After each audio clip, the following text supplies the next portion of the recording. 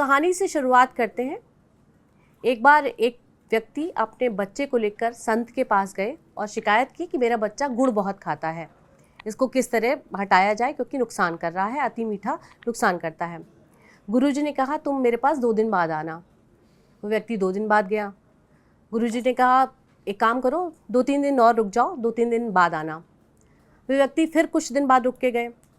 फिर उन्होंने कहा एक काम करो अब अगले सोमवार आ जाना। दोबारा वो पहुँचे तो गुरुजी ने उस बच्चे से कहा कि देखो बेटा, गुड़ मत खाया करो, ये सेहत को नुकसान करता है, दिक्कत होती है, इससे बाद बड़े होकर तुम्हें तमाम तरह की बीमारियां हो सकती हैं अति मीठा खाने से। उस व्यक्ति ने सुना और बोला गुरुजी इतनी ही सी बात कहनी थी तो आपने तब क्यों नहीं कही जब मैं अपने बच्चे को पहले दिन आपके पास लेकर आया था। गुरुजी ने कहा क्योंकि मैं उस दिन जब आप पहली बार लेके आए थे तब मैं भी गुड़ खाता था, मीठा खाता था। यानी गुरु ने पहले खुद को ठीक किया, फिर जाके उस व्यक्ति को संदेश दिया या सही राय दी। तो इस कहानी में गुड़ भी है, इस कहानी में एक पिता भी है, इस कहानी में बच्चा भी है। और आज हम जिस पर बात करेंगे वो है पेरेंटिंग। नमस्कार, मैं हूँ प्रमिला दीक्षित। जगत गुरु वाच में आपका स्वागत है। हमारे साथ है जगत गुरु स्वामी सतीशाचार्य जी महाराज। बहुत बहुत स्वागत है आपका। खूब आभार। खूब आपको इसी तरह भगवान नए नए विषय पर बुलवाता रहे और सबको नया मार्ग के प्रति जागरूक करता रहे। तो गुरुजी आप क्या कहेंगे? मोबाइल पर हमने आपसे पिछली बार बात की थी तो आपने कहा था कि नुकसान करता है मोबाइल, लेकिन आप खुद भी यूज़ कर रहे हैं तो आपने जाहिर तौर पर उसकी कुछ अवधि कम रखी होगी, तभी आप ये बात कह पाए। आज के टाइम में पेरेंटिंग को लेकर क्या कहेंगे? लोग कह रहे हैं बड़ी टफ हो गई है। क्या अभी टफ हो गई या पहले भी थी? नहीं, टफ कुछ नहीं होता, कुछ भी न सरल है न कुछ भी कठिन है। आप जो काम करना जानते हैं, जिसमें आपका मन लगता है, जिस काम को आप सानंद करते हैं, खुद की स्वेच्छा से करते हैं, वो आपको बहुत आसान लगता है। जो चीज़ आप स्वेच्छा से नहीं करते वो चीज़ आपको मुश्किल लगती है। जिस देहरी पर माँ बाप का सम्मान नहीं होता, दूर तलक उस देहरी के भगवान नहीं होता है। माँ बाप जितना पूजनीय है, माँ बाप जितने श्रेष्ठकर हैं, जितने श्रेष्ठ हैं, इस दुनिया में ईश्वर है कहीं तो वो माँ बाप के स्वरूप में है। बाबा गणेश ने सिखाया और प्रथम पूज्य बने वो। आज रिद्धि सिद्धि शुभ लाभ जो मिलता है वो बाबा गणेश के आराधन से इसीलिए मिलता है क्योंकि उन्होंने अपने जीवन में माँ बाप को सर्वश्रेष्ठ रखा। लेकिन इसके साथ साथ उतना ही आवश्यक है क्योंकि निजी धर्मों में एक धर्म माँ बाप का भी है।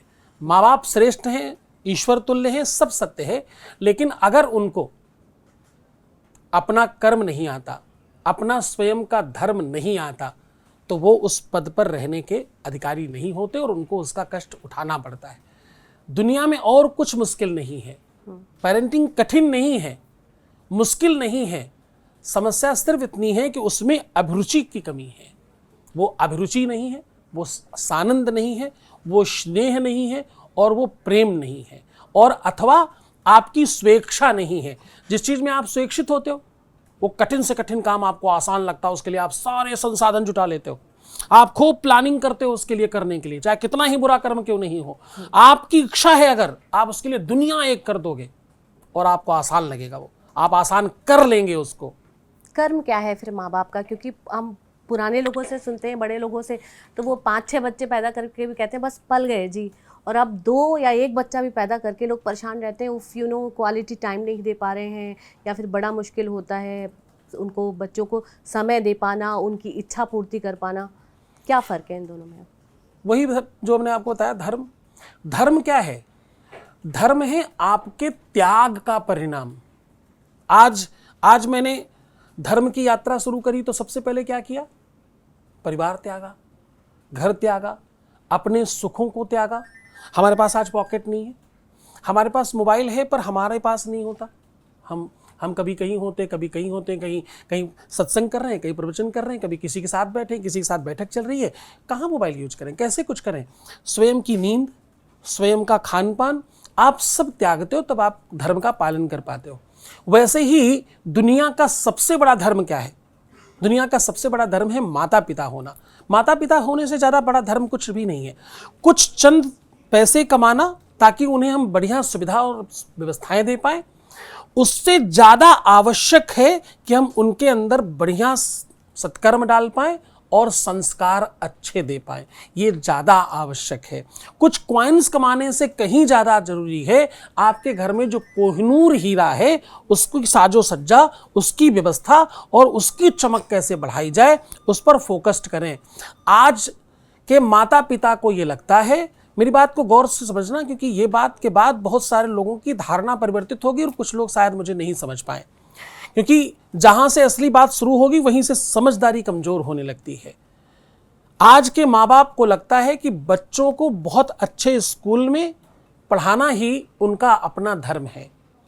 अच्छे स्कूल से तात्पर्य आजकल के माता पिता का है अच्छी बिल्डिंग से, अच्छे इंफ्रा से, अच्छी सुविधाओं से, जबकि वो ये भूल गए कि शिक्षा का जो आगाज है, शुरुआत जो है शिक्षा की, वो कठिनाई से होती है, सुकून से नहीं होती। काक चेष्टा बको ध्यानम स्वान निद्रा तथैव च अल्पाहारी गृहोत्यागी विद्यार्थी पंचलक्षणम जो लिखा है, उसमें एक भी लक्षण ये नहीं लिखा है ऐसी पंखा कौड़िया चकाचक व्यवस्था होनी चाहिए तब जाकर के आप शिक्षित होंगे। रामायण के 2 पात्र हैं और दोनों ने खूब श्रेष्ठ विद्या प्राप्त करी, उसके बावजूद एक भगवान हो गया और एक राक्षस हो गया। एक वो है जो चक्रवर्ती राजा होने के बावजूद जंगल में जाके, वन में जाकर, गुरु की कुटिया में जाकर के गुरुकुल पद्धति से पढ़ाई करता है। चक्रवर्ती राजा का मतलब पता है ना क्या होता है? चक्रवर्ती राजा का मतलब होता है चक्र जैसे घूमता है वैसे चारों तरफ आपके राज्य के जितने राज्य हैं सब राज्यों के भी आप राजा हैं। बैठा कोई भी हो, उसने आपको अपना राजा मान रखा, उसको चक्रवर्ती कहता है। यानी सोने चांदी हीरे जवाहरात की जिसके यहाँ दीवारें खड़ी हों, ऐसा साम्राज्य, ऐसा इसी संपन्नता। इतने संपन्न व्यक्ति को बुढ़ापे में बच्चे पैदा हुए। होना क्या चाहिए था? मोह बस ऐसा होना चाहिए। उनको कहना चाहिए था कि महल में ही एक गुरुकुल खोला जाएगा, दिव्य महल बनवाओ, उसमें मेरे बच्चे पढ़ेंगे, गुरुजी आप आया करें, उनको पढ़ाया करें। ऐसा होना चाहिए था ना। हुआ क्या? गुरु ग्रह गए पढ़न रघुराई, अल्पकाल विद्या सब पाई। हुआ यूं कि बच्चे गए उनके यहां पढ़ने, बुढ़ापे पे पाने के बावजूद पढ़ने का समय जब आया तो उन्होंने बच्चों को वन में भेजा। वन में गए, वो कुटिया में जाकर के पढ़े, उसी पद्धति में जाकर के पढ़े जिसमें सामान्य लोगों को पढ़ना चाहिए, विद्या का की व्यवस्था है। वहीं दूसरी तरफ रावण, ब्रह्मा जी चारों वेद लाद के उसके घर पहुंचते थे पढ़ाने, उसके घर में इंद्र उसके झाड़ू लगाते थे। एक वो जो गुरुकुल पढ़ने गया, दूसरा वो जिसके यहां गुरुकुल क्या यूनिवर्सिटी खुद ही पहुंचती थी पढ़ाने कि तुम पढ़ लो। उसने पढ़ा तो, दोनों ने पढ़ाई करी, दोनों ने शिक्षा ग्रहण की। आप रावण को विद्वता में कम नहीं कह सकते, लेकिन आचरण में, संस्कारों में, पद्धति में, मान्यता में, वो पेरेंटिंग में कमजोर हो गए उनके माता पिता। वहां गड़बड़ था। वहां पिता ऋषि था, माता राक्षसी थी। उसका जो संसर्ग हुआ ना, बस वही सबसे बड़ा दोष हो गया। उस कारण से वो रावण बना, अन्यथा दुनिया का सबसे बड़ा वैज्ञानिक बनता, दुनिया का सबसे बड़ा ऋषि बनता। रावण की लिखी हुई एक एक स्तुति आज भी लोग बोलते, उससे परमात्मा सीधा प्रसन्न होता है। लेकिन वो राम नहीं बन सके, वो आदर्श नहीं बन सके लोगों के। तो शिक्षा संपन्नता का नाम नहीं है, शिक्षा त्याग का नाम है, शिक्षा समर्पण का नाम है, शिक्षा उस व्यवस्था का नाम है जहां आप सब अपनी चीजें त्यागते हो। माएँ और पिता दोनों ही टीवी पिक्चर देखना बंद करते हैं, इंटरनेट यूज करना बंद करते हैं, मोबाइल यूज करना बंद करते हैं। मैं मोबाइल देखूं, मैं चैटिंग करूं, मैं गेम खेलूं, मैं मस्ती करूं, मैं एंजॉय करूं, मैं रात भर बात करूं, पर बच्चों को अलाउड नहीं है। तुम तो बच्चे हो, शांति सो जाओ, चुपचाप सो जाओ, तुम्हें पता ना मम्मा बिजी है, सो जाओ। अब वो नन्ही किलकारियां और नन्हे पुष्प ये सब देख रहे हैं, तुम्हारे सत्कर्म व्यवस्था, तुम्हारे आचरण सब देख रहे हैं। वो नन्ही स्मृतियों में सब छप रहा है, छपने दीजिए, आगे चल के उसका आपको परिणाम मिलेगा। तो माँ बाप बनना एक तगड़ा त्याग है, बड़ी तपस्या है। उस तपस्या, उस साधना को जो कर पाता है, उसके घर में अंत में फल आता है, अंत में सकारात्मकता आती है। हमारे साथ बच्चे भी हैं और पेरेंट्स भी हैं, तो आपको दोनों तरह के विचार सुनने को मिलेंगे। सवाल पूछना शुरू करते हैं। नमस्कार गुरुजी, मेरा नाम अभिषेक श्रीवास्तव है और मैं जर्नलिज्म का स्टूडेंट हूँ। जैसे कि आपने अभी पेरेंटिंग की बात करी, आजकल हमारे समाज में एक बहुत प्रचलन चला हुआ है जहाँ पे जब दोनों माँ बाप जॉब कर रहे होते हैं तो उनके जो छोटे छोटे बच्चे होते हैं वो दिन भर के लिए केयर टेकर के भरोसे छोड़ दिए जाते हैं। तो आपको इससे क्या लगता है कि उनके अंदर जो पेरेंटिंग और गुण होने चाहिए जो पेरेंट्स इनहेल करते हैं वो अब मिसिंग हो रहे हैं, तो इस पर आपके क्या विचार हैं? बहुत बढ़िया प्रश्न है। इसके पहले एक छोटी सी बात जानना चाहता हूं। अगर हम लोग कश्मीर में होने वाले सेब के पेड़ को यहां लगाएं तो क्या होगा, कुछ आइडिया है? नहीं चलेगा सर। नहीं। क्यों? बिकॉज उसके पास वो एनवायरनमेंट नहीं है जो सूटेबल एनवायरनमेंट चाहिए होता है। यही जवाब है आपके लिए। आपकी व्यवस्था को कौन संभाल रहा है? किसी भी कंपनी को जो सीईओ संभालता है, जिस तरीके के हैंड्स संभालते हैं उसका ग्रोथ उसी तरीके का होता है। आपकी स्किल और आपके यहाँ जो केयर टेकर है उसकी स्किल में जितना डिफरेंस है उतना ही डिफरेंस रह जाएगा आपके बच्चे की परवरिश में मात्र। उसे नापिए, उस अमाउंट को समझिए, फिर निकलिए, काम करिए, जॉब करिए। इसमें कौन सी बुराई है? कुछ चंद पैसों में आप अपने कोहिनूर हीरे को बर्बाद करने के लिए किसी दूसरे के हाथ में डाल रहे हैं। और दूसरा वो जिसकी स्किल को आपसे बेहतर कौन जानता है, उसकी शिक्षा, उसका ज्ञान, उसकी नॉलेज, उसका सामर्थ्य, उसका पेशेंस, उसकी जानकारी, उसकी आध्यात्मिकता जो है वो सब समझ लीजिए। जिसके पास जो है उतना ही तो देगा, और वो किसको देगा? वो तुम्हारे बच्चों को देगा। वो समझ कर करना, फिर आपको आनंद आएगा। आनंद से कीजिए। अभिषेक जी, लेकिन पेरेंट्स के पास भी मजबूरी होती है क्योंकि महानगरों में रह रहे हैं, उनको जाना होता है। आप एक पेरेंट हैं, आप उसके नाते आपका क्या सवाल है और इस पे ये जो जवाब है उस पे आपकी क्या प्रतिक्रिया? महाराज, मेरे 2 बच्चे हैं, एक बिटिया है और एक बेटा है। इतनी उम्र में हमारे पिता ने, हमारी माता ने हमको कभी एक तमाचा नहीं मारा। मैं 10 साल हुए मेरे को पिता बने हुए, और कभी कभी ग्लानि होती है कि हमें गुस्सा आ जाता है, बच्चों को के ऊपर हाथ छोड़ देते हैं। इससे कैसे बचा जा सकता है? हम कोशिश तो बहुत करते हैं लेकिन नहीं हो पाता है। हम इस उम्र तक में हमको कभी एक थप्पड़ नहीं लगा, और 10 साल के बच्चे को हम पीट देते हैं। उनकी पत्नी, मेरी पत्नी टीचर हैं, वो भी उनके ऊपर हाथ उठा देती हैं। इससे बचा कैसे सकता है? इसमें क्या सुधार किया जा सकता है? मैं जानता हूँ कि ये गलत है लेकिन सुधार नहीं हो पा रहा है कि क्या करना चाहिए। इसके लिए बस एक छोटा सा आपसे इनपुट और चाहिए, फिर पूरा व्यंजन बना के मैं आपको दे रहा हूँ। आप सिर्फ मुझे इतना बताएं कि किसी भी बच्चे को अथवा किसी भी इंसान को क्यों ताड़ित क्यों करना है, क्यों मारना क्यों है, क्यों मारना पड़ता है, इसकी आवश्यकता क्यों पड़ती है? पिता के तौर पर उत्तर ये है कि हमें लगता है कि जो हम उसको समझाना चाहते हैं या जो उसके बेहतरी के लिए है, अगर वो नहीं समझ रहा है तो कड़ा रुख अपनाना पड़ता है।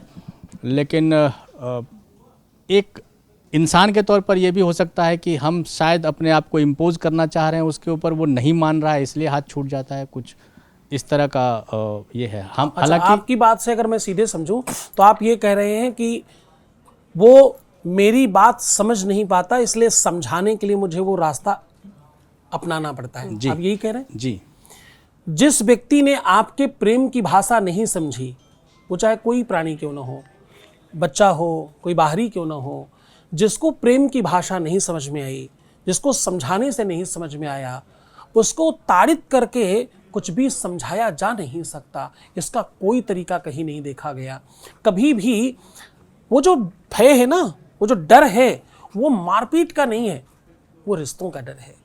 वो उतना ही बहुत है। आपको इसलिए नहीं मारना पड़ा क्योंकि उन्होंने, ये उनकी काबिलियत है, आपकी कोई काबिलियत नहीं इसमें। आपके पिता ने, आपकी माता जी ने आपको कभी भी छुआ नहीं, मारा नहीं, इसमें आपकी कोई काबिलियत नहीं। आप ये कभी मत अपने मन में सोचना मैं बड़ा अच्छा बच्चा था। नहीं, मैं तो इसमें 100% उनकी व्यवस्था, उनके पालने का ढंग, किसी भी कंपनी को मैं थोड़ी देर पहले कह रहा था, चलाने वाले का नजरिया, उसका तरीका, उसका ढंग मारना पड़ेगा ही नहीं। आंख ही बहुत है। उन्होंने वो अपनी दहशत, अपना डर, अपना भय उस तरह बना रखा था कि वो देख भी लें तो आपको लगता होगा कि बस अब कुछ भी हो जाएगा। जब तक आप किसी भी व्यवस्था में किसी भी व्यक्ति को आप ताड़ित इसलिए करते हैं क्योंकि आपको ये लगता है कि वो मेरी बात नहीं समझ रहे हैं, उन्हें समझना चाहिए, तो इसके लिए ताड़ित करने से ज़्यादा आवश्यकता है उनको और स्किल्ड करना, ताकि वो समझ जाए आप जो कह रहे हैं। या तो कहने का तरीका चेंज करें, या तो उनको इस एंगल पे खड़ा करें कि वो आपकी बात समझ जाए। अन्यथा इसके लिए कहा गया कि मूर्ख हृदय न चेत जो गुरु मिले बिरंच सम। ब्रह्मा जी भी अगर समझाने पे आए और जिसे नहीं समझना है वो समझ नहीं सकता। अन्यथा इस देश में या तो सब IAS होते, या तो सब के सब मुख्यमंत्री प्रधानमंत्री होते, या तो सब के सब तगड़े स्किल पे कहीं बैठे होते, सब एक ही जैसे होते अगर समझाया जा सकता होता। अगर पिता के हाथ में किसी का भाग्य लिखने का होता तो पिता अपना सर्वस्व लगाकर अपने बच्चों का भाग्य लिख देता। पिता क्या न करता। अमिताभ बच्चन जी के हाथ में होता ये, जिसका पिता मतलब सुपर डुपर टुपर स्टार है, जिसकी माता सुपरस्टार है, जिसकी पत्नी भी सुपरस्टार है, वो खुद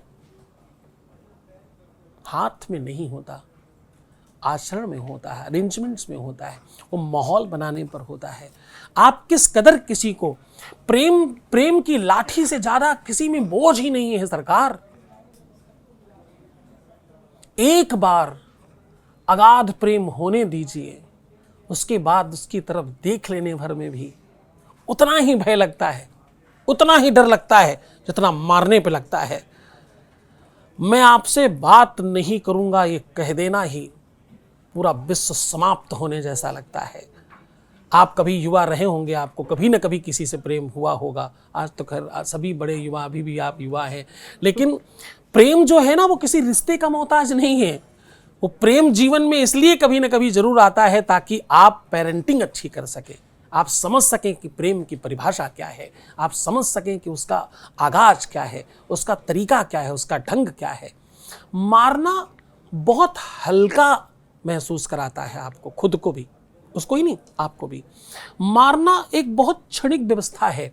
समटाइम आपके बच्चों की बात नहीं, ये अगर हम सार्वजनिक बात करें तो समटाइम तो मारने पर ऐसा बोध आता है बच्चों में कि ज्यादा से ज्यादा आप क्या करेंगे, अधिक से अधिक आप क्या करेंगे। पीछे कुछ बच्चे बैठे हैं, मैं गलत कह रहा हूं? क्या लगता है ज्यादा से ज्यादा क्या करेंगे? मारेंगे ही तो, और क्या करेंगे। मैं आपको एक उदाहरण बताता हूं। मेरे नाना जी के साथ में बहुत रहा। मेरे नाना जी ने एक बार मामा जी को देखा कि वो सिगरेट पी रहे हैं। मैं उनके साथ ही था नाना जी के, मैंने भी देखा जो उन्होंने कहा, मैंने भी देखा। अब वो तो देख के चल पड़े, मैं उनका बार बार कुर्ता खींच रहा हूं। हेलो हेलो, उधर देखो, उधर देखो, उधर देखो। वो चुपचाप। अब जब मैं बिल्कुल नहीं माना तो उन्होंने मेरा हाथ पकड़ा और तेजी से आगे लेके गए। भाई बड़े बचपन से जिज्ञासु, मैंने कहा ये क्या चमत्कार है, मुझे तो आप, मैं वो कंचा भी खेल रहा हूं तो आप मना करते हो। वो तो पूरा BA MA की क्लास की बुक पढ़ रहे हैं, आप उनको कुछ नहीं बोल रहे हो। हमें कौन सा दोष है, आप मुझे कहते हो उनको नहीं कहते, वो बड़े हैं इसलिए। नहीं, बोले मैंने आज इसलिए उनको कुछ नहीं कहा क्योंकि आज मैं उनको अगर उसी समय पकड़ता और उसी समय कुछ कहता तो उनको क्या लगता कि अब तो इनको पता चल ही गया है, अब क्या दिक्कत है, अब तो सामने भी पीने में कोई संकट नहीं होगा। बोले वो जो थोड़ा पर्दा बचा वो भी समाप्त हो जाएगा, इनको अलग तरीके से समझाया जाएगा, फिर बैठेंगे, फिर बातचीत करेंगे। तो समझाने के, कहने के, बताने के ढंग हैं अपने अपने। कोई मार कर, कोई डांट कर, कोई डपट कर, कोई प्रेम से, कोई बिठा कर, कोई चला कर, कोई दिखा कर, कोई उदाहरण देकर, अलग अलग तरीके से समझाता है। अपना अपना तरीका है, आपको अपने तरीकों को परिवर्तित करना चाहिए।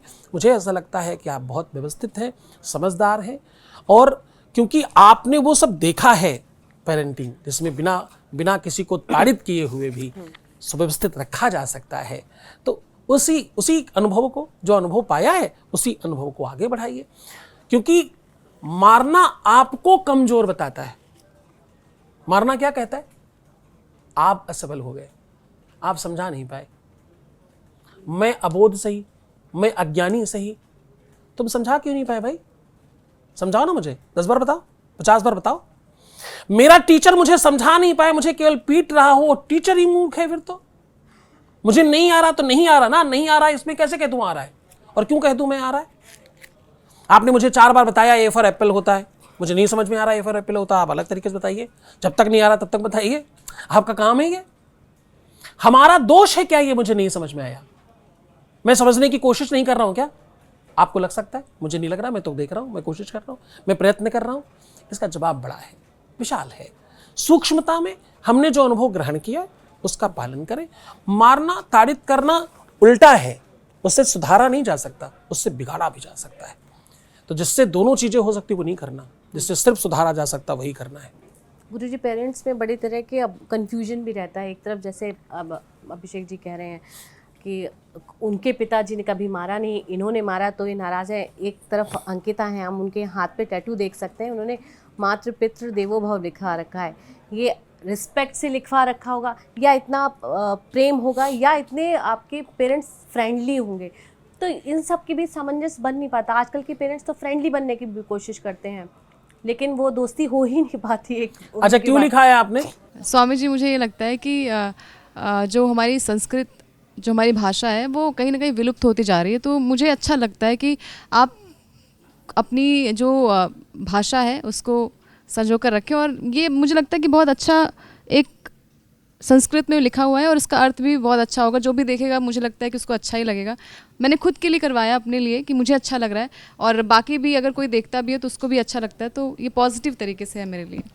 अच्छा, मतलब आपने इसलिए लिखा है क्योंकि ये संस्कृत में है, माता पिता के प्रति आपका स्नेह है, वो भी है, प्रेम उतना ही है, उतना ही है, ऐसा नहीं है। जैसा लिखा है जैसा लिखा वैसी ही मान्यता भी है। बिल्कुल, मतलब मातृ पितृ देवो भव, जैसा सर माता पिता मेरे लिए भगवान जैसे हैं, हाँ। या ईश्वर ही हैं। जी, जैसे अभी आपने स्टार्टिंग में भी कहा कि जो माता पिता हैं वो ईश्वर के समान है। तो इसमें एक छोटी बात मुझे और समझनी है ताकि मैं और भी लोगों को कभी बता पाऊं। मातृ पितृ देवो भव, ये आपने माना, इसमें आपकी महानता है या माँ बाप की? मुझे लगता है कि माँ बाप की है। वो ऐसे थे कि आपको मानना पड़ा? हैं वो ऐसे अच्छे हैं, मतलब वो हमेशा ऐसे से हैं अच्छे हैं। इसलिए आपने माना? बिल्कुल। या आपने मान रखा है, आपकी मान्यता बड़ी है, आप बड़े समझदार हो, शिक्षित हो, पढ़े लिखे हो, आप दुनिया से अलग हो, आपको संस्कार अच्छे मिले, इसलिए आपने मान रखा कि वो भगवान जैसे हैं। वो भगवान जैसे हैं इसलिए आप मानती हैं, अथवा आप मानती हैं कि वो भगवान हैं? दोनों इक्वल है मेरे लिए। इक्वल है जी, बस यही जवाब है। देखो अभिषेक जी, माँ बाप भगवान जैसे हैं इसलिए ही हम मानते हैं। हम मानते हैं इसलिए थोड़ी भगवान है। हम क्या है, हमने तो वही माना है। हम सब हाड़ मांस से बने हुए लोग हैं। हमने वही माना सदैव जो हमें सिखाया गया। एक मैं अभी कहीं पढ़ रहा था, एक बेटे ने अपनी मां को ऑस्ट्रेलिया ले जाकर कहा कि मम्मी कैसा लग रहा है तुम्हें ऑस्ट्रेलिया आकर? तुमने कभी सोचा था कि मैं कभी ऑस्ट्रेलिया जाऊंगी? तो मां ने उसका चेहरा देखते हुए कहा, बेटा मैंने जब तुझे पैदा किया था तो तुझे ऑस्ट्रेलिया की स्पेलिंग भी नहीं पता थी। तुझे इस लायक मैंने ही बनाया है कि तू ऑस्ट्रेलिया आकर मुझे ला सके। ये मेरी ही तपस्या है, मेरी ही साधना है। तेरे शरीर में जितना रक्त बह रहा है, तू जो भी है, तो जिस लायक बना है, तूने जो पढ़ा है मैंने पढ़ाया है। इस वृद्धा ने अपनी ताकत से तुझे पढ़ाया है, उस लायक तुझे बनाया है कि तू आज ये कह सके कि ऑस्ट्रेलिया आकर कैसा लग रहा है। वैसा ही लग रहा है जैसा एक पेड़ को लगाने वाले को लगता होगा कि फल उससे पूछेंगे खा के कैसा लग रहा है। बहुत परिश्रम के बाद फल मीठा खाकर अच्छा लगता है। क्यों? क्योंकि उस पर बहुत परिश्रम किया गया है। तो स्वामी जी, मेरा एक सवाल और है आपसे। सवाल ये है कि एक महिला होने के नाते मेरा सवाल इसलिए भी है क्योंकि जो रेपिस्ट बनते हैं, जो रेप करते हैं, क्या उनके माता पिता उनको, जैसे आपने पेरेंटिंग की बात कही, तो कभी भी हमने देखा है कि जब उनके माता पिता से सवाल किया जाता है तो वो हमेशा यही कहते हैं कि हमने कभी नहीं कहा कि आप एक ऐसा बेटा जो घर में ऐसा है लेकिन बाहर एक जानवर की तरह हम उसको संज्ञा दे सकते हैं। तो क्या आपके हिसाब से लगता है कि वो पेरेंट्स उनको ये पेरेंटिंग सिखाते होंगे? मैं आपको बहुत विनम्रता से कहूँगा, क्योंकि आपने जो पूछा है इसका जवाब देने के लिए अगर मुझे बचना हो तो मुझे कहना चाहिए ऐसा नहीं है, पर मैं आपको विनम्रता से कहूँगा ऐसा ही है। उसका बड़ा कारण है, किसी भी आपने पुरानी कैसेट देखी? उस कैसेट में जो रिकॉर्ड किया गया है, जब बजाया जाएगा वही निकलेगा, किसी न किसी रूप में। आपके यहाँ डस्टबिन है? हाँ जी ना जी है। डस्टबिन में मैंने केले के छिलके डाले, दूसरे दिन आम के डाले, चौथे दिन आलू के डाले, और ऐसे डालते डालते लास्ट तक मैंने दुनिया भर की सब चीजें डाली और 1 महीना उसको उधर ही पड़ा रहने दिया। वो बिल्कुल ब्लैक हो गया, सड़ गया, बिल्कुल कचड़ा जैसा हो गया। फिर उठाकर मैंने जमीन पर रखा और फिर मैं उसमें से ये चाहूं कि इसमें से केले वाला, आम वाला, अमरूद वाला अलग अलग निकाल लूं, ऐसा पॉसिबल हो जाएगा? नहीं होगा। नहीं होगा। जो आपने डाला है उसका स्वरूप कुछ दिन बाद चेंज हो जाता है, धीरे धीरे धीरे धीरे वो अलग रूप लेता है, कम ज़्यादा हो सकता है। एक चोर को फांसी दी जा रही थी, उसको पूछा गया अंतिम इच्छा क्या है तुम्हारी? बोला मैं अपनी माँ का दर्शन करना चाहता हूँ। लोग बड़े प्रसन्न हुए। जब उसकी माँ आई तो माँ को प्रणाम किया और बोला मुझे माफ़ करना मम्मी, और उसको खींचकर तमाचा मारा। माँ, अगर ये वाला तमाचा जो मैंने आज आपको मारा है ये मुझे उस दिन मार देती जब मैं पहली बार चोरी करके लाया था, तो आज मुझे फांसी नहीं हो रही होती। तो मैं बहुत विनम्रता से कहता हूँ कि किसी भी बुरे पौधे को देखकर उसके माली पर दोष आता है, हो अथवा नहीं हो, कहीं न कहीं किंचित मात्र ही सही कोई न किसी प्रकार का कोई दोष है तो जरूर। कभी कभी हम जानकर, कभी कभी अनजान में भी, कभी कभी अतिशय लाड में हम बहुत बुरा कर बैठते हैं। मैं आपको विनम्रता से एक बात और कहूँगा, इस देश में जो नकारा बच्चे हैं, जो कुछ नहीं कर पाए या जो कुछ नहीं कर रहे हैं, उनके प्रति माँओं का अतिशय लाड अभी भी देखने को आपको मिलेगा। और ये दुनिया का सबसे बड़ा दोष है, ये दुनिया का सबसे बड़ा संकट है। तो मतलब इसमें माँ की गलती है कि फादर की भी? इसको लिंग भेद में मत करो, क्योंकि ये इतना गंभीर विषय है ना। इसमें जैसे आप लिंग भेद पर जाओगे, स्त्री और पुरुष, इस दुनिया को बर्बाद करने का सबसे बड़ा श्रेय किसी को जाता है अगर, तो लिंग भेद करने वालों को जाता है। स्त्री और पुरुष की बराबरी, स्त्री क्यों, पुरुष क्यों, ये कम क्यों, वो ज़्यादा क्यों, बस इसी ने इस देश का सत्यानाश किया है। बेड़ा गारत होने का सबसे बड़ा कारण ही बराबरी है। बराबरी कैसे संभव है? एक लड़की, एक बिटिया, एक लाडली, एक महालक्ष्मी, एक दुर्गा, एक सरस्वती, एक काली, एक दुनिया की सबसे सर्वश्रेष्ठ शक्ति पेट तक में लड़के से ज़्यादा जल्दी बड़ी होती है। उसकी बराबरी कौन कर सकता है? जो सबको जन्म देती है उसकी बराबरी कौन कर सकता है? और क्यों ही करना है? सदैव लड़की से लड़का बड़ा शादी में इसलिए नहीं रखा जाता कि पुरुष प्रधान है, नहीं नहीं नहीं नहीं, इसलिए बड़ा रखता जाता ताकि समानता हो सके। लड़की बड़ी है बहुत, वो अपने उम्र से कई साल आगे चलती है, इसलिए बराबर करने के लिए पुरुषों की एज ज़्यादा रखी जाती है। उसमें ये मत सोचिए कि लिंग भेद करके पुरुष की गलती कम है क्या। पुरुष का ये सब काम ही नहीं ना, पुरुष कर ही नहीं सकता, पुरुष में वो सामर्थ्य नहीं है, पुरुष मां नहीं बन सकता ना। एक पुरुष बच्चे को पालित पोषित करने के लिए 20 बार वो अगर गीला करे तो 21वीं बार में पुरुष पीट बैठेगा। उसमें वो सामर्थ्य नहीं है, उतना सहन शक्ति नहीं है, उतनी चीज़ों को सहन करने का सामर्थ्य ही नहीं है उसमें। सहनशीलता, सौम्यता, ममत्व, ये सब की तो ये सारी धरोहर तो एक ही जगह है, उसको लिंग भेद में मत करो। लेकिन स्वामी जी, इसको करने के बाद भी माँ को ही ब्लेम किया जाता है कि तुमने ऐसा कर दिया, तुमने ये कर दिया। आपने कहा ममत्व, ममता, बहुत सारी चीजें, केयर माँ से भी ज्यादा किसी को ब्लेम किया जाता है, उसका नाम बताइए। माँ से भी ज्यादा। थिंक अबाउट इट, सोचो। भगवान, कुछ भी बुरा हो जाए दुनिया में, ज्यादा बारिश हो गई, अरे भगवान बड़ा गलत कर रहे हैं।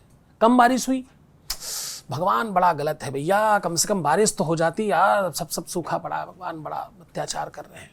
ज्यादा गर्मी हो गई, कम ठंडी हुई, ज्यादा ठंडी हुई, हर परिस्थिति में कोई किसी को कोस रहा है, उसका नाम है भगवान। हर परिस्थिति में एक को कोसा जा रहा है, उसका नाम है ईश्वर। जिसको ज़्यादा कोसा जाता वो छोटा नहीं होता, वो ज़्यादा बड़ा होता है।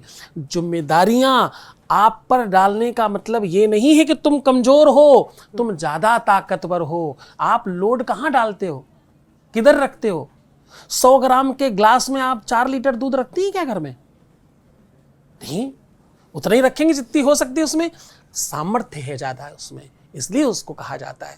शक्ति है उसमें ज़्यादा, इसलिए उसको कहा जाता है। इस देश को बर्बाद करने में सबसे बड़ा श्रेय इसी पॉइंट को जाता है, लड़की और लड़का बराबर क्यों नहीं। अरे भैया तुम बहुत बड़े हो ऑलरेडी, तुमको क्या बराबरी की जरूरत है? तुमको तो बराबरी कर ही नहीं सकते जो लोग, उनसे क्या बराबरी करना। अब आप इतने बड़े होके छोटे से बच्चे से हाथ लड़ाते समय, वो पंजा लड़ाते हैं ना, कोई छोटा बच्चा आपके सामने आए और बोले मुझे पंजा लड़ाना है, आप क्या करोगे? आप हार जाओगी। वो हार में ही जीत है, उसी में मजा है, आपको तगड़ा मजा आएगा उसमें, तो आप आनंदित हो जाएंगी। आप उसे कहेंगे देखा तुम, अरे मुझे हरा दिया। यही आनंद है। इस आनंद को हम भूल गए, इसीलिए हम परास्त हो गए। हम अब परास्त हुए हैं। हम परास्त होके परास्त थोड़ी थे, हम तो जीत कर हार गए। बहुत धन्यवाद स्वामी जी। तो पेरेंटिंग पर जैसा आपने कहा कि माँ और हर चीज़ के लिए हम ईश्वर को धन्यवाद करते हैं और ईश्वर को ही दोष देते हैं, उसी तरह पेरेंटिंग भी इसी तरह की है। अगर आप अपने बच्चे में धैर्य बोना चाहते हैं तो आपको भी पूरे धैर्य के साथ वो संघर्ष करना पड़ेगा और तभी जाके आपका बच्चा वो बन पाएगा जैसी आप छवि उसमें देखना चाहते हैं। अगले एपिसोड में एक और समस्या के समाधान के साथ संतवाणी के साथ मौजूद होंगे। तब तक के लिए नमस्कार, धन्यवाद।